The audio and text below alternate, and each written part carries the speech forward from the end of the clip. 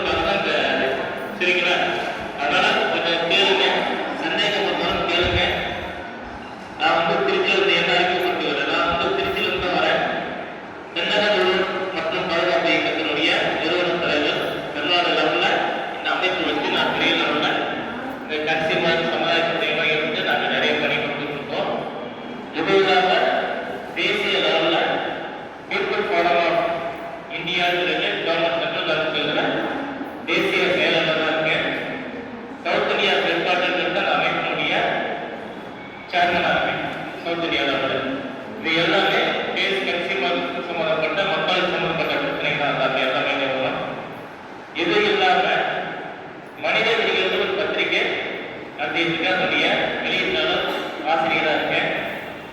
மனித விதிகள் YouTube channel நடத்திட்டு இருக்கேன். அந்த சேனல்ல இந்த சமுதாய பிரச்சனை மக்கள் பிரச்சனை அவேர்னஸ் எல்லாமே அந்த யூடியூப் சேனல்ல நான் நிறைய கொடுத்துருக்கேன், நிறைய நான் பேசிட்டு இருக்கேன். இது எல்லாமே என்னன்னா அரசியல் சார்பு இல்லாம மக்களுக்கான ஒரு வேலை பண்ணி இதை தான் நாங்கள் தொடர்ந்து பண்ணிட்டு இருக்கோம். அதனால வந்து எந்த மாதிரி சந்தேகங்கள் இருந்தாலும் எந்த மாதிரி விஷயம் இருந்தாலும் எப்போ வந்தாலும் எங்களுக்கு கேட்கலாம்.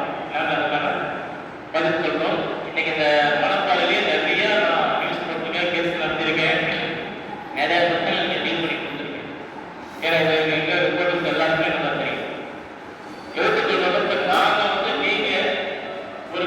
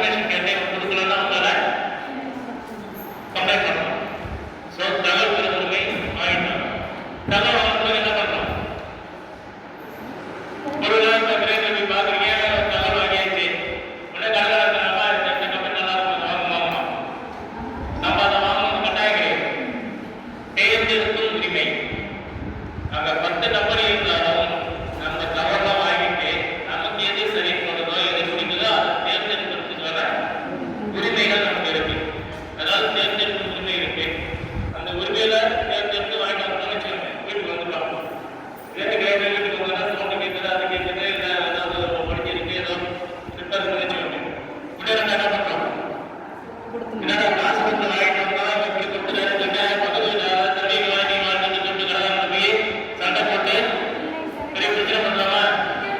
அது நிறைய நடந்துருக்கு. அது வேற. அந்த பிரச்சனை பண்றதெல்லாம் எதுவுமே சால்வ் ஆகாது. அப்ப என்ன பண்றோம்? அதை வந்து கடைக்காரனுக்கு இன்ஃபார்ம் பண்றோம். எப்பா வாங்கிட்டு வந்தா இதுல உடஞ்சிருக்கு, இது சரியில்லை, அது சரியில்லை, நீ வந்து அதை என்னன்னு பாருங்க. இன்ஃபார்ம் பண்ணோம்னா அவங்க என்ன பண்ணணும்னா வந்து அவங்க சர்வீஸ் இன்ஜினியரோ யாராவது வச்சு நம்ம பார்த்து கிளியர் பண்ணி கொடுக்கணும். இன்னைக்கு வர நாளைக்கு வரன்ட்டு வாங்கிட்டே இருப்பாங்க.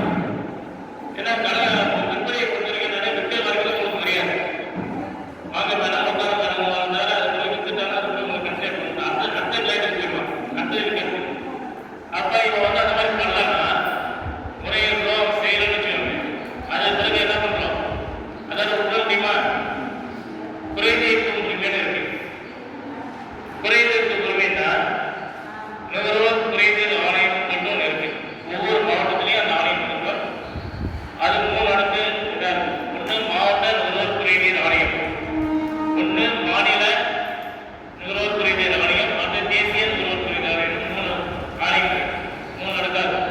நமது மாவட்ட நீதிமன்றம், ஹைகோர்ட்டு, உயர் நீதிமன்றம், உச்ச நீதிமன்றம், அந்த மாதிரி அதில் போகணும். அப்ப அந்த இதில் போய் புகார் கொடுக்கணும். புகார் கொடுத்தீங்கன்னா அவங்க வந்து நமக்கு நிவாரணம் வாங்கி தருவாங்க. ரைட்டுங்களா? அது எப்படி புகார் கொடுக்கணும், என்னென்ன நிவாரணம் வரணும், நான் இதெல்லாம் முடிச்சுட்டு அது பேசுறேன். அப்ப இதெல்லாம் உங்களுக்கு தெரியலன்னா என்ன பண்ணணும்? நுகர்வோர் கல்வி வேணும். நமக்கு விவரம் தெரிஞ்சாதானே கேள்வி கேட்க முடியும். இல்லைன்னா என்ன ஆகும்? அவன் நம்ம பார்த்தோன்னே இந்த அம்மா இந்த கதை சொன்னா போதும், அந்த கதை சொன்னா பண்ணா அவங்க பிறகு என்ன கதை சொல்லணுமோ அந்த கதையை சொல்லி உங்களுக்கு திருப்பி வேணும், நீங்க கேள்வி கேட்பீங்க. அப்ப என்னன்னா எந்த ஒரு பொருள் வாங்கினாலும் நமக்கு விவரங்கள் தெரியணும். அதை பத்தி தெரிஞ்சிருக்குன்னா நுகர்வோர் கல்வி பெறும் உரிமை, அந்த உரிமை நமக்கு இருக்கு. மொத்தம் 6 உரிமை நமக்கு கொடுத்துருக்காங்க. இந்த 6 உரிமையை பயன்படுத்தி நம்ம வந்து நுகர்வோர் பாதுகாப்புக்காக எல்லா விஷயங்களும் செய்யலாம்.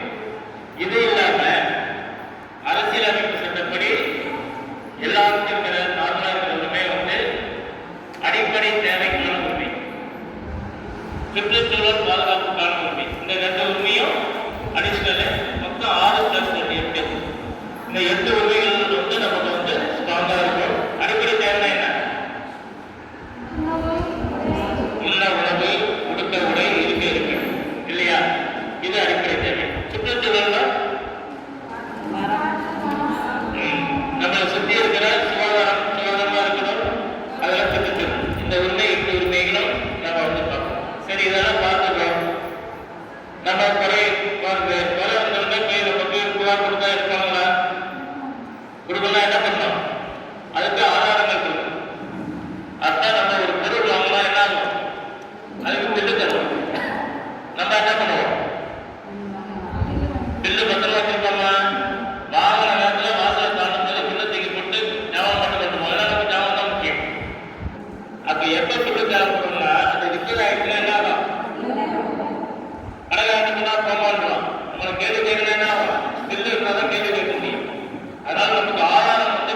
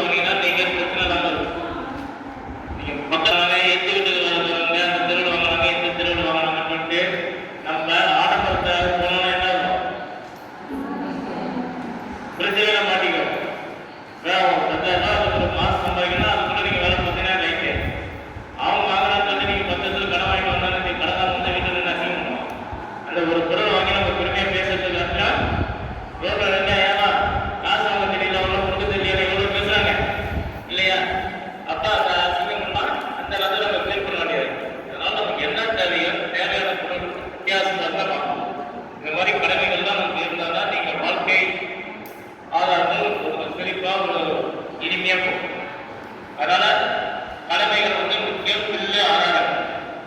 கடமையை பார்த்தாச்சு, உண்மையை சொல்லிட்டாங்க. அடுத்தது என்ன? இப்ப காலையில எந்திரத்துக்கு முன்னாடி என்ன சொல்றது கேட்குது நிறைய பேருக்கு.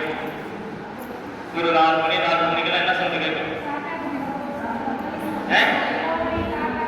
கோழி, காக்கா, நாய், பேய் எல்லாமே கத்தும். ரைட்டா?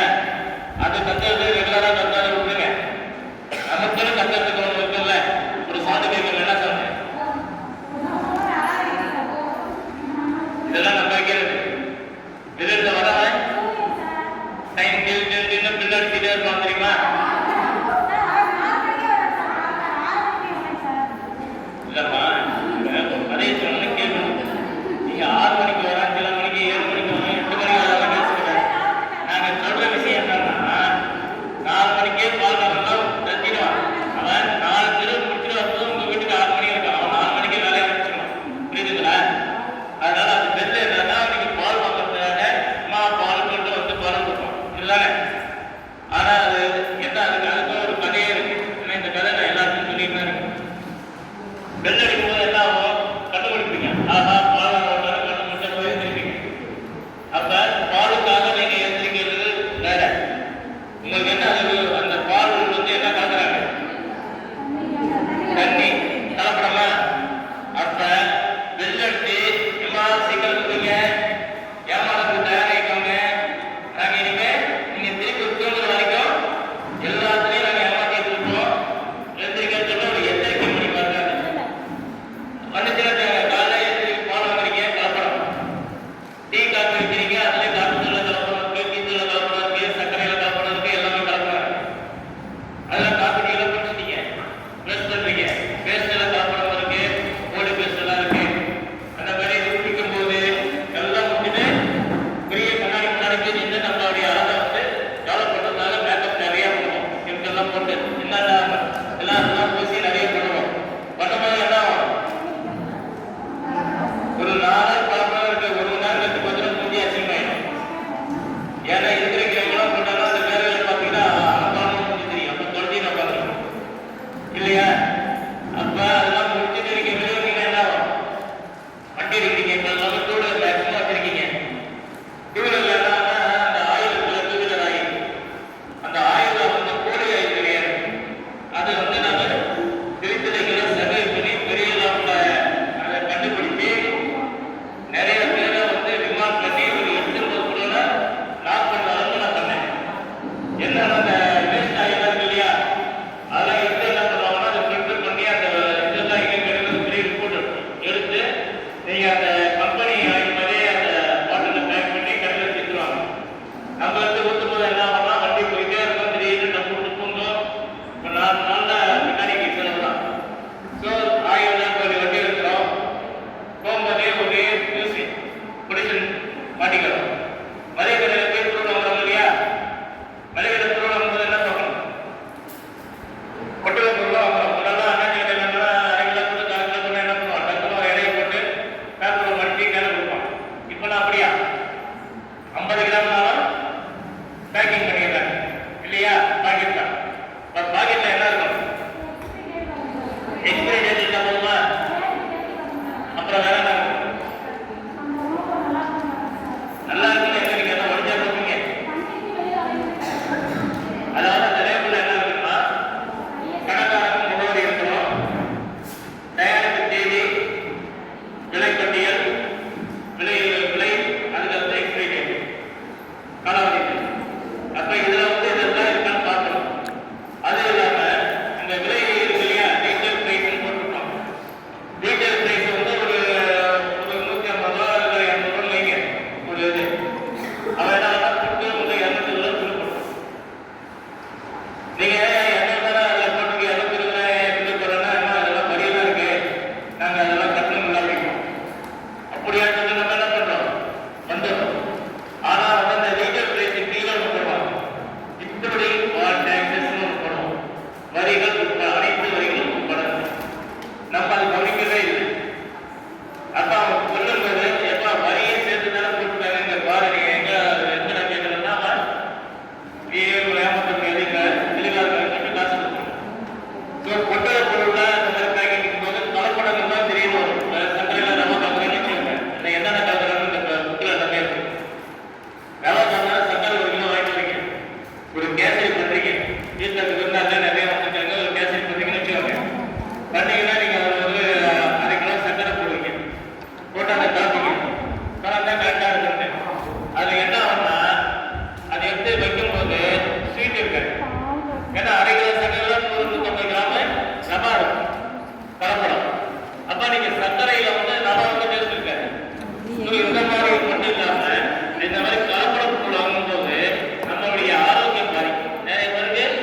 வயிற்று வலி, செரிமானம் இல்லாம இந்த பிரச்சனை வருது இல்லையா, எல்லாம் கலப்படத்துல வரதுதான். இந்த மாதிரி வீட்டு பொருள் மட்டும் இல்ல, நம்ம வாங்குற எல்லாத்துலையுமே.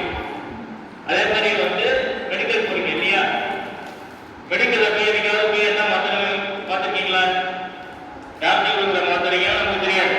ஏன்னா அந்த இது இருக்கிறது என்னன்னு புரியாது. அது வந்து மெடிக்கலுக்கு மட்டும் தான் புரியும். அப்ப நம்ம என்ன பண்ணுவோம், டாக்டர்கிட்ட போனா அவங்க எதுனா கேட்பான். அது நேரம் மெடிக்கல்ல போயிடாட்டு எனக்கு தலை வலிக்குது, வயிற்று வலிக்குது, கால் வலிக்குதுன்னு மாத்திரை கேட்பான். அவன் தான் கொடுக்குறான். கொடுக்குற மாத்திரையெல்லாம் நம்ம எக்ஸ்பைரி டேட்டு, மேனுஃபேக்சரிங் டேட்டு இதெல்லாம் பார்க்குறோமா, டீட்டெயில் பேசிட்டு தான் விட்டுருங்க. மெடிக்கல்ல பொறுத்த வரைக்கும் எக்ஸ்பைரி டேட்டு கண்டிப்பா பார்க்கணும். ஏன்னா அது மாறிச்சுன்னா நீங்க தலைவலிக்கு வாங்குற மாத்திரையை நீங்க சாப்பிட்டு உங்க உடல் இதுக்கு கண்டிஷனுக்கு அது வயிற்று வலி சேர்த்து வேற வரையில கிடையாது. அப்ப எக்ஸ்பைரி பார்த்து எப்பயுமே மெடிக்கல் பொறுத்த வரைக்கும் எக்ஸ்பைரி பார்த்து வாங்குங்க. ரெண்டாவது இந்த குழந்தைகளுக்கு நம்ம நிறைய மெடிக்கலை போய் வாங்கணும். அதுல கட்டாயம் மாத்திராதீங்க. எந்த மாத்திரை வாங்கினாலும் மேனுஃபேக்சரிங் டேட்டு, எக்ஸ்பைரி டேட்டு கண்டிப்பா பார்க்கணும். ஏன்னா அதுதான் ரொம்ப முக்கியம். இல்லைன்னா குழந்தைகளாம் ரொம்ப பாதிப்படும். அதனால வந்து இந்த அலர்ஜிலாம் வந்து இல்லையா, இந்த மாதிரி மாத்திரை ஏதாவது சாப்பிட்டோம்னா நமக்கு அலர்ஜியா, அப்ப அது கண்டிப்பா போகணும்னு வச்சுக்கோம். அதனால அதெல்லாம் வந்து நம்ம பார்த்து விழிப்புணர்வா இருக்கும். ரைட்டுங்களா, இருக்குங்களா? சரி ரைட்டு. அப்புறம் நகையில வாங்குறோம் இல்லையா, நகையில என்ன நகை போய் வாங்கணும், நேரம் கடைக்கு போகிறோம். இங்க போகும்போது பொறுமையா தான் போவோம். பத்தியா நகை வாங்க போறோம்னு போனா 2-3 கூட போனோம்னா நகையை பார்க்கணும். அதுல என்ன டிசைன் இருக்கோ எடுத்துட்டு வந்தோம். அது கேட்கற காசு கொடுத்துட்டு வந்துடும். அவ்வளவுதானே. அந்த நகை தரமா இருக்கா, அது விலை கரெக்டான விலையா, இல்ல அவங்க போற பில்லு கரெக்டா இருக்கா, இல்ல பில்லு கரெக்டா போடுறா, இது ஏதாவது நம்ம பாக்குறோமா? அவன் போட்டேன்னா மொத்தமா 1 லட்சம் ரூபாய்ப்பா, ஐயா பார்த்து ஏதாவது கம்மி பண்ணி முடியா இருப்போம். சரி நீ கேட்டுல நேரம் கம்மி பண்ணி நமக்கு பில்லு கொடுத்துரும். ஏன்னா அவன் கஸ்டமர் மெயின்டைன் பண்ண கத்துக்காங்க. அதுல என்ன பிரச்சனைகள் இருக்குன்னா, தங்கம் வந்து முன்னாடி எல்லாம் பாத்தீங்கன்னா வெறும் தங்கத்தை வச்சு டிசைன் பண்ணவே முடியாது இல்லையா. அது என்ன கலப்பாங்க, செம்பு கலப்பாங்க இல்லையா. செம்பு 1 கிராம் கலந்தாதான் 1 பவுன் தங்கத்தை வந்து நம்ம செய்வோம். அப்ப செய்யும் போது வந்து செய்யும் போது என்ன ஆகும்னா, 1 பவுன் 8 கிராம்னா நம்ம கிட்ட என்ன வாங்கலாம், 8 வச்சு 8000 ரூபாய். இன்னைக்கு 8000 ரூபாய்க்கு 8000 பில்ல போட்டு தங்க பில்லு, தங்கம், கூலி, சேதாரம், ஜிஎஸ்டி அப்படியே வரிசையா போட்டு நம்மகிட்ட பில்ல போட்டு கொடுக்குறான். நம்ம ரொம்ப பார்த்து கேட்டாலும் ஒரு 1000 குறைச்சி உங்களுக்காக நீங்க சொன்னதுக்காக குறைக்கிறான்னு குறைச்சி கொடுக்கணும். இதுல என்னென்ன பிளான் பண்ணப்ப 8 கிராம் தங்கத்துல வந்து 1 கிராம் செம்பு கலக்கிறான்னு வச்சுக்கோங்க. கிராம் தங்கம் வந்து 8000 ரூபாய், செம்பு 1 கிராம் 25 ரூபாய். அப்ப நம்ம 1 கிராம் எவ்வளவு தங்கம் வருது, 7 கிராம் தங்கம் தான் வரும் 1 கிராம் செம்பு. ஆனா நம்ம கொடுக்குற காசு 8 கிராமுக்கு பணம் கொடுக்கணும். அப்ப 50 ரூபாய் செம்புக்கு 8000 ரூபாய் கொடுக்கும். ரைட்டா. இது மாதிரிதான் நம்ம முன்னாடி என்ன சொல்லுவோம், எத்தனை புள்ளி இருக்கும். அப்ப புள்ளின்னா அந்த தரம் எவ்வளவு இருக்குன்னு அர்த்தம். அந்த நகை இந்த மாதிரி காலம்லாம் நிறைய வந்தால்தான் பியூரோ ஆஃப் இந்தியன் ஸ்டாண்டர்ட் அந்த அமைப்புல வந்து இந்த தங்கத்தை வந்து ஆர்வம் வந்து 916 கட்டாயம் இருக்கணும் அப்படின்னு ஒரு சிஸ்டம் பண்ணாங்க. இந்த 916 இருந்தா மட்டும் போதுமா, அது தங்கமா இருக்குமா நமக்கு எப்படி தெரியும்? தங்கம் வந்து அதுல கெமிக்கல் கலந்தாதான் டிசைன். இப்ப என்ன பண்ணுவோம்னா கேடியம் ஒரு கெமிக்கல், கேடியம் வந்து தங்கத்தோட கலந்தா டிசைன் பண்ணி கொடுக்குறாங்க.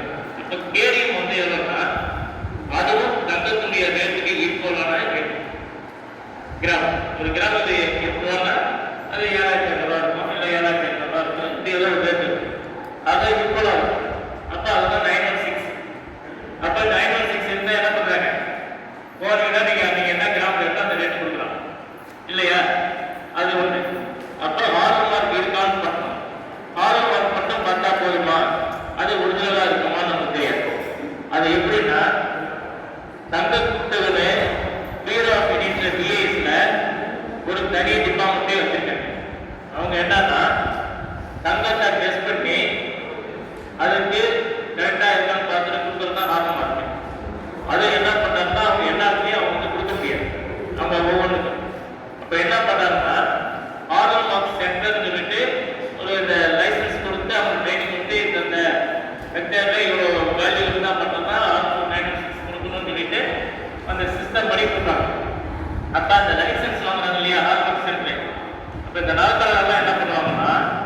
அந்த நகையெல்லாம் எடுத்து போய் அவனுக்கு கொடுத்து அந்த சீலை போடுவாங்க.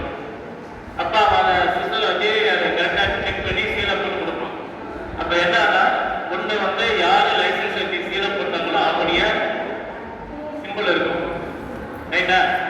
எந்த கடை இப்போ மங்களம் மங்கள் எதுக்கு போறீங்களோ அந்த கடையுடைய சீல், அந்த சீல் இருக்கும்.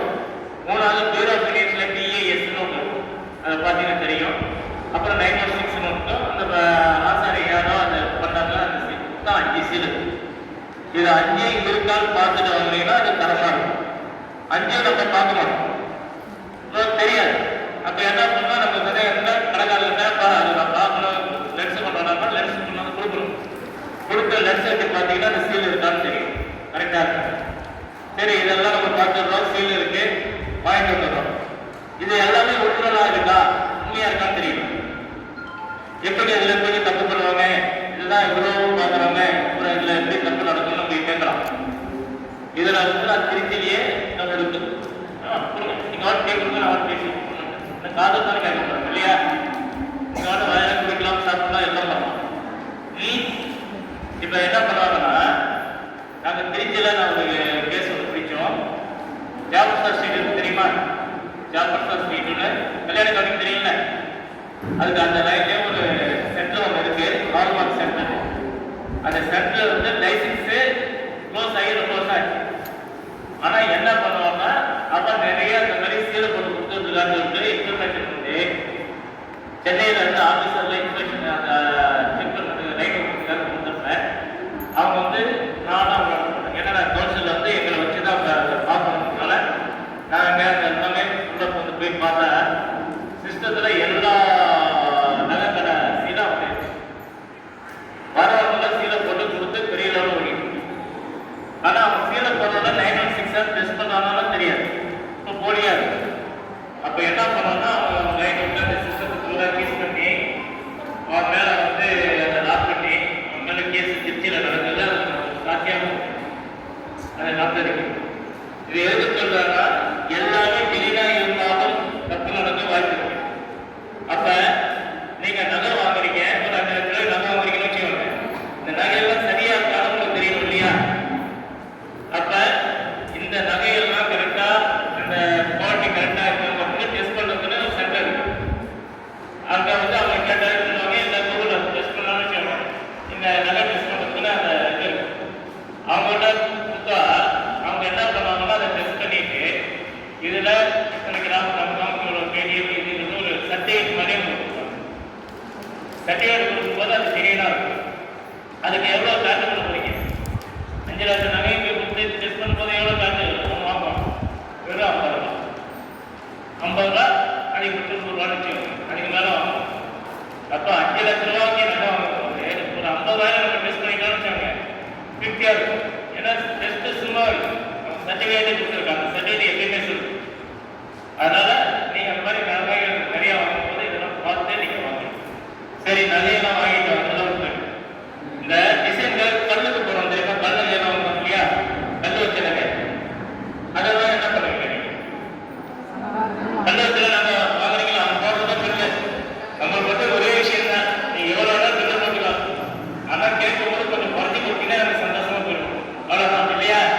எவ்வளவு குறைக்கலாம், ஏன் குறைக்கலாம், அது குறைக்கிறதெல்லாம் அவங்களாமா நம்மளாமா அதை பத்தி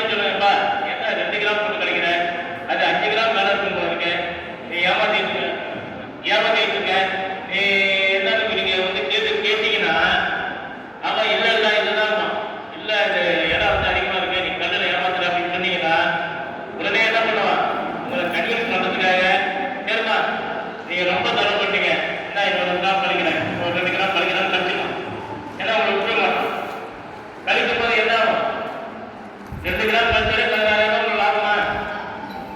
இப்ப வியாபாரத்திலேயே ஒரு நஷ்டத்திலே லாபங்கிற மாதிரி உங்களுக்கு அந்த மாதிரி நீங்க கேட்க ஆரம்பிச்சீங்கனாலே அவன் வந்து கொடுத்துருவான். ஸோ அந்த கல் நிலையில வந்து நீங்க மெயினா பார்க்க வேண்டியது அது எவ்வளவு பார்த்து எவ்வளவு கழிக்கிறான்னு பார்த்தோம். இன்னொன்று என்னன்னா நகை போடும்போது என்னன்னா கூலி போடுறோம். கூலி செய்குடி. செய்குடிக்கு வந்து என்ன பண்ணுவோம்னா செயின் வாங்கினா அது ஒரு கூலி, டிசைன் நிறைய இருந்தால் அதுக்கு கூலி போடுறோம். சரி, அதெல்லாம் நம்ம ரொம்ப பார்க்க வேண்டியதில்லை. ஏன்னா வேலை பார்த்தா கூலி. இந்த செய்குடி சேதாரம்னு போனால் தெரியுமா? சேதாரம் என்ன? நகை பண்ணும்போது வேஸ்டா போறது தான் சேதாரம். ஏமா இரு யாருக்கு போகுது? கடைக்காரனுக்கு போகுது. சொல்றேன். அது என்னன்னா நம்ம டீல குடிக்கிறீங்களா? ஒரு நிமிஷம் நாள் குடிக்கணுமா? அதாவது அப்படியே என்ன பண்ணுறீங்க? கேளுங்க பதில் சொல்றேன். இல்லைன்னா நானும் தெரிஞ்சுக்க மாட்டேன். இந்த சேதாரம் அப்படிங்கிறது ஆசாரிங்க பண்றாங்க இல்லையா? பண்ணும்போது வந்து சேதாரம் நகை இந்த போன் அதுக்கு வந்து என்ன பண்ணலாம்? போனுக்கு ஐடி சேதாரம் பண்ணுவாங்க. அந்த சேதாரத்தை என்ன பண்ணுவாங்கன்னா இந்த பத்திரங்கள் இல்லையா அவங்க வந்து வீணாக்குறாங்க. அந்த சேதாரம்லாம் அவங்க நகை பண்ணிக்கிட்டே இருக்கும்போது அந்த சேதாரம் நம்ம சேர்ந்து இல்லையா அதை எல்லாத்தையும் ஒட்டு மொத்தமாக ஆக்கி அவங்க அது நகை பண்ணுவாங்க. ஸோ சேதாரம்ன்றது சேதாரம் ஆகும் கிடையாது. அதை திருப்பி யூஸ் பண்ணிடுறாங்க. ஆனால் நம்ம கிட்ட செஞ்சதுக்கு சேதாரம் வாங்கிடுறாங்க. அப்போ நீங்கள் என்ன பண்ணணும்? சேதாரத்தை சொல்லலாம் கேட்கும். சேதாரம் கூட இல்லை, அந்த கிராம் கொடு, சேதாரத்தை கொடு, சேதாரமானதை கொடு, நீங்கள் நிலை போட்டுதான் கேட்கணும். அவன் தரமாட்டான். அப்போ தரலையா? சேதாரத்தை கட்சி சேதாரத்தை கொடு இல்லைன்னா கிடைக்கும். அப்படியே நீங்கள் ரொம்ப இதே மாதிரி நம்ம சென்னை கடையில் ஒரு நகை கடையில் ஃபாரின் லேடி நம்ம இந்தியாவில் தொடர்ந்து போகணும். அவன் போய் அந்த லேடி பிரச்சனை பண்ணி சேதாரத்தை வேஸ்டேஜை வந்து கொடுக்குறியா இல்லையா தகராறு பண்ணி தகராறு பண்ணதுல அவங்க என்ன பண்ணாங்க? வேஸ்டேஜே இல்லாம அந்த பில்லை தச்சுட்டு மீதி கொடுத்து வாங்கினாங்க. யார் வாங்கினது? இங்கிலாந்துல இருந்தது, அமெரிக்காவில் இருந்த ஒரு பொம்பளை வந்து வாங்கிச்சு மிரட்டி. அதுக்கு இங்க வந்து பயம் வந்து என்னன்னு தெரியாது. இவரோட துணிச்சலாம் தைரியமா கேட்டு வாங்கிச்சு இல்லையா? நம்ம இங்கேயே இருக்கோம். என்னைக்காவது துணிச்சலாம் நம்ம கேட்டுருக்கோங்க? கேட்கறது காரணம் என்ன? தெரியாது மட்டும் இல்லை. போகும்போதே வாங்கின 4 பேர் நம்ம கூப்பிட்டு மரியாதை உட்கார வச்சு நம்ம டீ காஃபி கூல்ட்ரிங்க்ஸ்ல கொடுத்து உட்கார வச்சுருக்காங்க. அதுக்கு அவங்க ரொம்ப சந்தோஷம் ஆயிடும். அதனால என்ன பண்ணோம்னா அவங்க ரொம்ப கேள்வி கேட்கணும் இல்லையா? யாராவது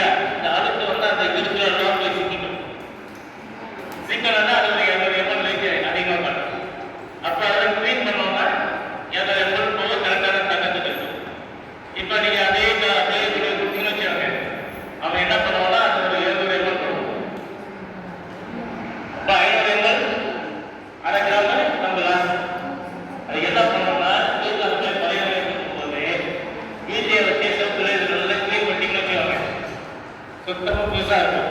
ஒன்றை கொடுத்தீங்கன்னா அவன் அந்த அறுத்து சொல்லிட்டு பண்ண முடியும். அப்ப அது ஒரு லாபம். இந்த மாதிரி எந்தெந்த வகையில வந்து நகையில வந்து ஏமாத்தலாம், அவங்க ஏமாத்திட்டு இருக்காங்க அப்படிங்கிறதெல்லாம் நீங்க தெளிவா தெரிஞ்சுக்கிட்டீங்கன்னா அவனை கேள்வி கேளுங்க. நமக்கு என்ன காசு கொடுத்த வயசுல கொடுக்குறான் இல்ல நம்ம சம்பந்தியா ஐயா இவங்க கொடுக்க மாட்டாரு பையன் கொடுக்க மாட்டாருன்னு எவ்வளோ தான் நீங்க வந்து அங்க வாங்கி கேட்கறது நீங்க யாருமே அவனுக்கு தெரியாது. தைரியமா போட கேளுங்க. தைரியமா நீங்க கேட்டீங்கன்னா நீங்க உங்களுக்கு பதிலும் கிடைக்கும், நியாயமும் கிடைக்கும். அதாவது தங்கத்தை பொறுத்த வரைக்கும் நீங்க வந்து தெளிவா இருங்க. அதுல வந்து காம்ப்ரமைஸ் ஆகாதீங்க. ரைட்டுங்களா? அது நல்ல நகையெல்லாம் போட்டாருங்க. அதுல வந்து நீங்க ஏமாத்துறாதீங்க. நகை பார்த்துட்டோம், இது பார்த்துட்டோம். லேபர் டிபார்ட்மெண்ட்ல வந்து நான் மெம்பரா இருக்கேன். இந்த மாதிரி எடை கம்மியா இருக்கு, இந்த தராசு எடை போட தெரியுமா? கடைகளில் போய் வாங்கினீங்கன்னா அது தெருவில் சைக்கிள் கடையில் பிடிப்பாங்க. விற்கும்போது பார்த்தீங்கன்னா அதே பல கடைக்கு போனீங்கன்னா கடைக்கு போனீங்கன்னா 200 600 கிலோ. இந்த சைக்கிள் தெரியும் பார்த்தீங்கன்னா 150 ரூபா. நம்ம எங்கே போவோம்? 150 ரூபாய்க்கு கூட போவோம். ஏன்னா நமக்கு வந்து கம்மியா இருக்கணும், அவ்வளோதான் கணக்கு. அப்போ போகும்போது என்ன பண்ணுவோம்னா நம்ம இடம் போட்டு கொடுத்தானா 150 வாங்கிட்டு. அது என்னைக்காவது நீங்கள் இடம் போட்டு பார்த்துருக்கீங்களா? பார்த்துட்டு 250 காலங்களை கம்மி இல்லாமல் குறையும். இதில் நான் லேபத்துக்கு நம்ம சார்பாஸ் அந்த லைன் எண்ணூத்தி ரொம்ப இருக்கு இல்லையா, வரிசையாக வச்சுட்டோன்னா அவங்க எல்லாத்துக்குமே நாங்கள் வந்து செக் பண்ணி ரைடு விட்டு அவங்க கேஸு போட்டு நிறைய நன்றி. இப்போ என்னன்னா விலை அப்படிங்கிறது எல்லாத்துலேயும் நமக்கு எவ்வளோ சீப்பாக இருக்கா அங்கே தான் நமக்கு போகணும். குவாலிட்டி இருக்கா இல்லை இதில் என்ன ஏமாத்தலாம் எதுவுமே தெரியும். இந்த விஷயம் உங்கள் வீட்டில் வந்து உங்கள் பசங்க பணம் கட்டா என்ன பண்ணுவீங்க? செலவு காசு கேட்குறாங்க. வீணை வராங்கன்னா ஒரு 100 ரூபா கூட அப்படியே என்ன பண்ணுவீங்க? நம்ம கூட்டம் தெளிவா இருக்கீங்களா? அப்படியே ஒரு நிமிஷம் எல்லாரும் கே தட்டுருப்பாங்க. சொல்லுங்கப்பா.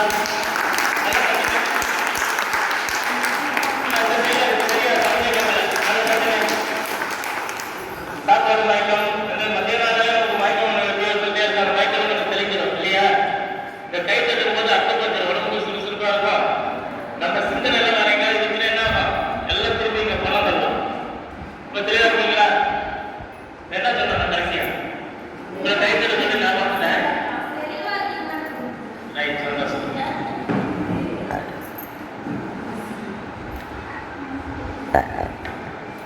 இப்ப வந்து நிறைய வந்து இந்த பல கடையெல்லாம் பார்த்தீங்கன்னா லேபர் பெர்மிட் மூலமா நாங்கள் ஆக்சுவலி வந்து நிறைய பண்ணிட்டு இருக்கோம். நீங்க வந்து இடப்பட்டு சந்தேகத்தில் இடப்பட்டு காட்ட முடியாது. நீ அவனே கரெக்டாப்பா யாரும் கற்றுறீங்களா? இல்லை இல்லை, நீங்க என்னன்னா நீங்க வந்து வாங்கும் போது எப்பா கரெக்டா இடம் கூட இல்லை நான் இடப்பட்டு பார்ப்பேன் உங்களுக்கு பணம் தரணும் மாட்டிக்குவாங்க. அதனால வந்து நீங்க வாங்குறது தெளிவான கிடையாதுங்க. தராசு வந்து ஒவ்வொரு வருஷமும் வந்து அதை வந்து கரெக்டாக இருக்கான்னு சொல்லிட்டு லேபர் பண்ணி சீல் வச்சுட்டு வருவாங்க. இப்பெல்லாம் அது வைக்கிறதே கிடையாது, எல்லாம் மறந்துடுறாங்க. அப்ப எடையை வந்து ஏமாத்துறது இந்த தெருவில் இருக்கிறாங்க வியாபாரிகள்லாம் அதெல்லாம் பார்த்து தராசு வைப்பான். இந்த ரேஷன் நிலவரம் நிறைய நடந்துருச்சு. அப்படியே கருத்து கொட்டின ராஜத்தை இப்படி வரும், அந்த ராஜத்தை கட்டுவாங்க.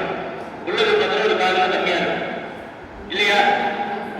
அவங்களுக்கு அவங்களுக்கு தெரியும். ஆனா இப்ப அந்த மாதிரி பண்றது தெரியாதுன்னா எலக்ட்ரிக் தராசனம் வந்து வந்துருச்சு. எலக்ட்ரிக்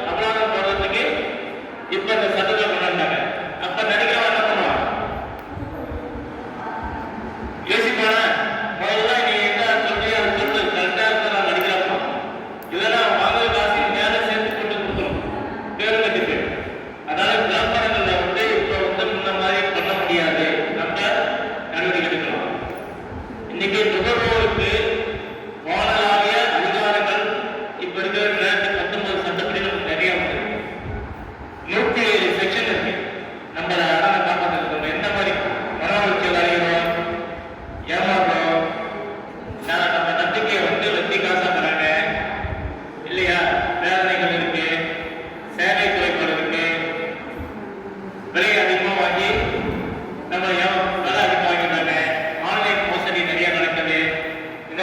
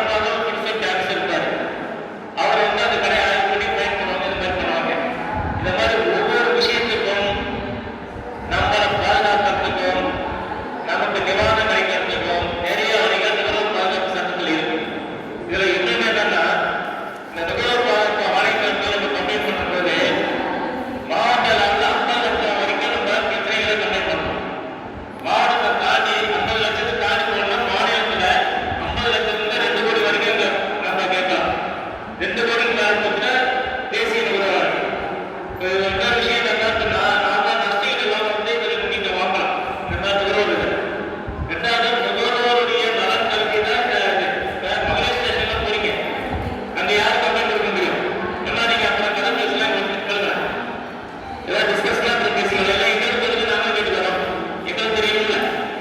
இப்போ மாலை ஸ்டேஷனுக்கு போகிறோம், மகளிர் பிரச்சனைக்கு போகிறோம். அப்போ அங்கே போனது மாலைக்கு தான் அவங்க சப்போர்ட் பண்ணி பேசுவாங்க.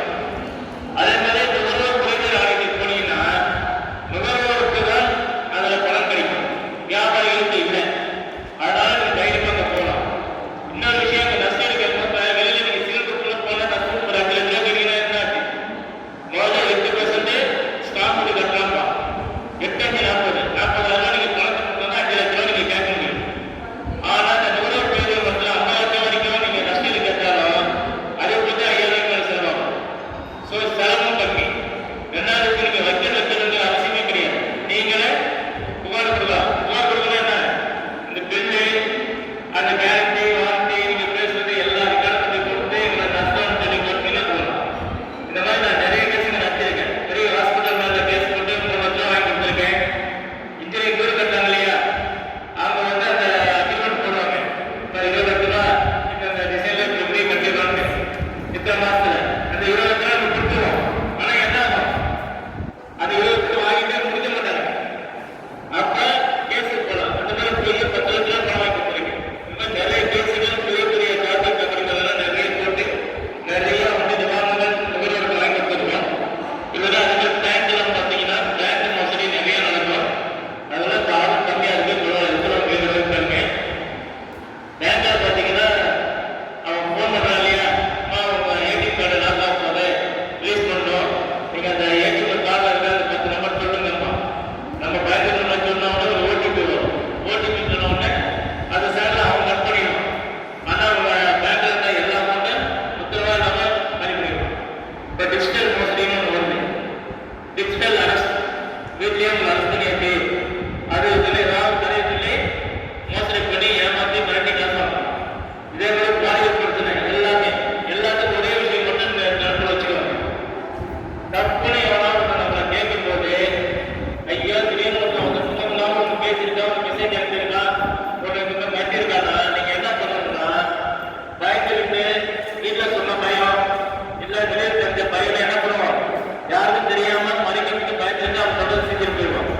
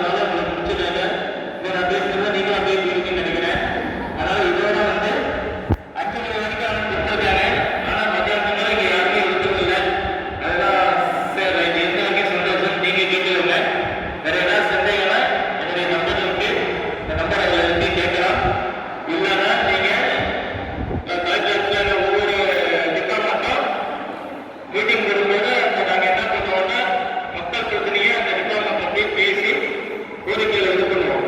பண்ணும்போது உங்க பிரச்சனையா சொன்னீங்கன்னா அந்த மீட்டிங்ல பேசணும். பேசி இந்த மாதிரி பிரச்சனை செய்யுங்க அப்படின்னு.